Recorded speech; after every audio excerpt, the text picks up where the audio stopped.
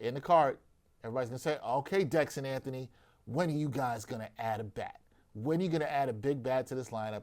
Because some of you guys out there will say you can always have some more offense.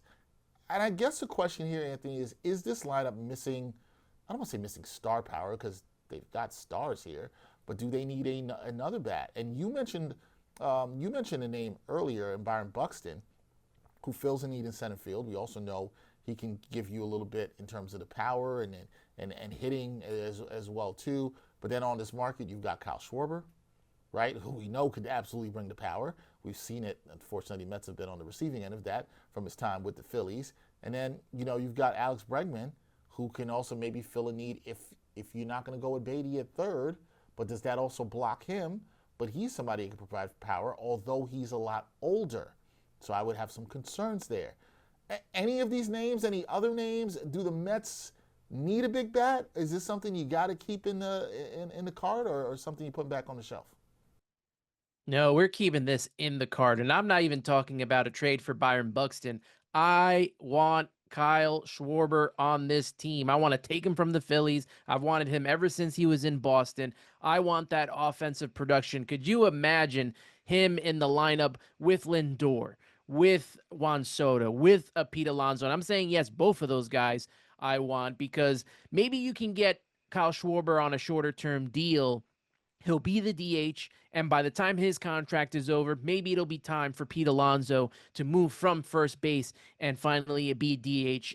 Alex Bregman would be nice to get, but I think I'm going to give the benefit of the doubt, and I can't believe I'm saying this. I'm going to give the benefit of the doubt to Brett Beatty of how well he played in the second half of the season, offensively, defensively. If that's one less player and money you need to spend to focus on other things, I think I'm going to keep Brett Beatty at third. So give me Kyle Schwarber. That's the guy I want. That's the power I want. Have a little bit of a type of Bash Brothers with him and Pete Alonso. That would be a way to me to replace Brandon Nimmo's offensive production. Oh, I was thinking about putting this on the shelf.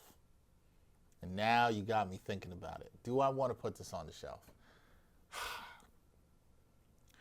Do the Mets need there's bats they need at parts in the lineup. And you actually bring up a really good, what really made me consider it was your plan with Schwarber and putting him at DH. Because it's fair to question, do the Mets have an answer at DH in their lineup? And if you don't fill the DH spot with somebody who's serviceable that you can trust, you're potentially talking about Mark Vientos there again. And some Mets fans out there watching this discussion may feel differently about Mark Vientos. I'm leaning to Vientos as a player that it might be time for the Mets to move on from. Might be. At least definitely for any positions of playing in the field. That's for sure. DH is probably his position, but can you do better than that? Schwarber is absolutely better than that. We know that for sure. It would boost the lineup. It would not, I think, put as much pressure offensively on someone like a Marcus Semien, who will be coming to this lineup that should be much further down in the order, that is not the hitter that he once was, but is still a fantastic defensive player. You might have convinced me, Ant. You might have convinced me here. I think I'm going to go with keeping the big bad edition in the cart. With that being said, it would have to be Schwarber, because I don't know if there's another name out there that I'm inclined to be like, okay, here that's a guy you're going to sign that you could plug right in and fits perfectly, right? Like I just don't see it. Bregman, I'm kind of with you. The age is a concern for me. And I'm with you. I've seen enough from Beatty where I'm actually okay with him at third. I thought he played good defense. I thought he hit well. He was unfortunately got hurt at the end of the season, as you mentioned. But if it's Schwarber, I'm here. I'm here for it. If you get him on a shorter deal and you get him and Pete, look, in terms of offense, and then we'll see whatever happens in the outfield. See, Anthony, and let's bring Anthony back up on the screen. Anthony, you swayed me, but see now I'm going to blame you. I'm not really blaming you, but Mets fans are now going to be dreaming when they hear this from you. They're like, I could see it. I could see Pete. I could see Schwarber in the lineup. I could see good things for the Mets offense. I like the dream. I like the vision. I'm with you. I'm gonna keep that. I like it. Listen, this team struggled with runners in scoring position. We saw it all season long. Outside of that big August that they had, they struggled with runners in scoring position. Who was the best player for that?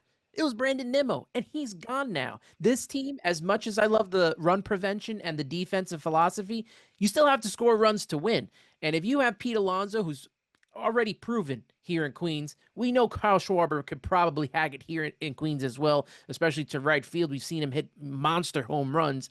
I think that having those two in the lineup, I think it's a huge positive to me. That's the only big offensive bat that I really care about right now is Kyle Schwarber, outside of Pete. We might have to just change what we're keeping in the card to sign Kyle Schwarber. That might be it. That might be it. But listen, if they could add another bat, and you know what? And I also will. So as I'm thinking through of this, which is the fun of this exercise. One of the things I think you talked about a lot in your podcast last year, I talked a lot about on the show, is particularly in the beginning of the season for the Mets, was how top-heavy the lineup was, right? You had the Fantastic Four. They were producing. You felt like you didn't know what they were going to get beyond that, and that was a huge part of the problem. I'm going to say the same thing that I just said with the pitching rotation. If you can just make things a little bit deeper in the lineup, right, where one guy is maybe not hitting higher up in the order, now it takes some pressure off a guy like a Francisco Alvarez, right, who now maybe is sitting in the 6 hole and feels a bit better about how he's going to produce, or Brett Beatty, who could be hitting 7th or wherever he may be hitting. These are guys who now can relax a little bit, younger players who can relax a little bit. So, yeah, I'm here for it. Let's go get a bat. Let's keep that in the shopping cart.